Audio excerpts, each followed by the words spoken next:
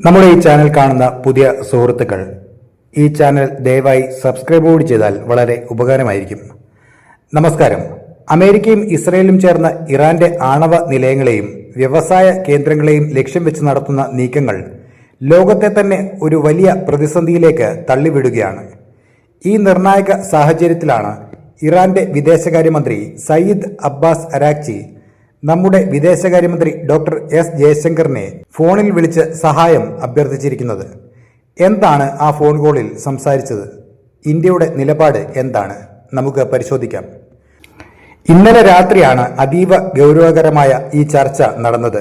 ഇറാന്റെ ഔദ്യോഗിക വാർത്താക്കുറിപ്പ് പ്രകാരം അമേരിക്കയുടെയും ഇസ്രയേലിന്റെയും സൈനിക നീക്കങ്ങൾ വലിയ പ്രത്യാഘാതങ്ങൾ ഉണ്ടാക്കുമെന്ന് ഇറാൻ മുന്നറിയിപ്പ് നൽകുന്നു. കേവലം സൈനിക കേന്ദ്രങ്ങൾ മാത്രമല്ല, ഇറാന്റെ സമ്പദ്വ്യവസ്ഥയുടെ നട്ടെല്ലായ വ്യവസായ ശാലകളെയും ലോകം ഉറ്റുനോക്കുന്ന ഇറാന്റെ ആണവ നിലയങ്ങളെയും ഇസ്രയേൽ ലക്ഷ്യം വെക്കുന്നു എന്നതാണ് ഏറ്റവും ഭയപ്പെടുത്തുന്ന കാര്യം. അന്താരാഷ്ട്ര നിയമങ്ങളെ കാറ്റിൽ പറത്തിക്കൊണ്ട് സമാധാനപരമായ ആവശ്യങ്ങൾക്കായി പ്രവർത്തിക്കുന്ന ആണവ കേന്ദ്രങ്ങളെ ആക്രമിക്കുന്നത് യുദ്ധക്കുറ്റമാണെന്ന് ഇറാൻ ഇന്ത്യയെ ധരിപ്പിച്ചു കഴിഞ്ഞു. മറ്റൊരു പ്രധാന കാര്യം, ഇറാന്റെ ഊർജ്ജ മേഖലയ്ക്ക് നേരെ ആക്രമണം നടത്തുമെന്ന അമേരിക്കൻ ഉദ്യോഗസ്ഥരുടെ തുടർച്ചയായ ഭീഷണികളാണ്. ക്രൂഡ് ഓയിൽ ഉൽപാദന കേന്ദ്രങ്ങൾ തകർക്കപ്പെട്ടാൽ അത് ഇറാന്റെ മാത്രം പ്രശ്നമല്ല, മറിച്ച് ഇന്ത്യ ഉൾപ്പെടെയുള്ള രാജ്യങ്ങളിലെ ഇന്ധനവിലയെയും ലോക വിപണിയെയും ബാധിക്കുന്ന കാര്യമാണ്.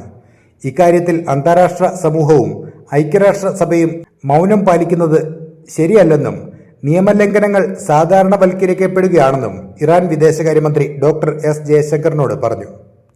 തന്റെ രാജ്യത്തെ സംരക്ഷിക്കാൻ ഇറാൻ സൈന്യം ഏതറ്റം വരെയും പോകുമെന്ന കർശനമായ മുന്നറിയിപ്പും അദ്ദേഹം നൽകിയിട്ടുണ്ട്. ഇറാൻ ഇത്രയും കാര്യങ്ങൾ വിശദീകരിച്ചപ്പോൾ ഇന്ത്യയുടെ പ്രതികരണം വളരെ തന്ത്രപരമായിരുന്നു.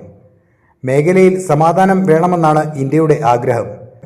യുദ്ധം ഒന്നിനും പരിഹാരമല്ലെന്നും നിലവിലെ സംഘർഷാവസ്ഥ എത്രയും വേഗം അവസാനിപ്പിക്കണമെന്നും ഡോക്ടർ എസ് ജയശങ്കർ വ്യക്തമാക്കി. സമാധാനം പുനഃസ്ഥാപിക്കാനുള്ള അന്താരാഷ്ട്ര നീക്കങ്ങൾക്ക് ഇന്ത്യയുടെ എല്ലാവിധ പിന്തുണയും അദ്ദേഹം ഉറപ്പു നൽകി. ഇറാനും ഇസ്രയേലുമായി ഒരേപോലെ സൗഹൃദം പുലർത്തുന്ന ഇന്ത്യക്ക് ഈ വിഷയത്തിൽ ഒരു മധ്യസ്ഥന്റെ റോളിൽ എത്രത്തോളം പ്രവർത്തിക്കാൻ കഴിയുമെന്നാണ് ലോകം ഇപ്പോൾ ഉറ്റുനോക്കുന്നത്. ചുരുക്കത്തിൽ, പശ്ചിമേഷ്യയിൽ ഒരു മഹായുദ്ധം ഒഴിവാക്കാൻ ഇന്ത്യയുടെ ഇടപെടൽ ഇറാൻ ആഗ്രഹിക്കുന്നുണ്ട്. റഷ്യ യുക്രൈൻ വിഷയത്തിലെന്ന പോലെ ഇവിടെയും സമാധാനത്തിന്റെ പക്ഷത്താണ് ഇന്ത്യ.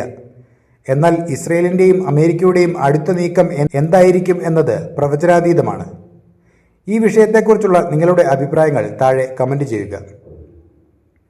കൂടുതൽ പ്രതിരോധ വാർത്തകൾക്കും വിശകലനങ്ങൾക്കുമായി ഈ ചാനൽ സബ്സ്ക്രൈബ് ചെയ്യുക. നന്ദി.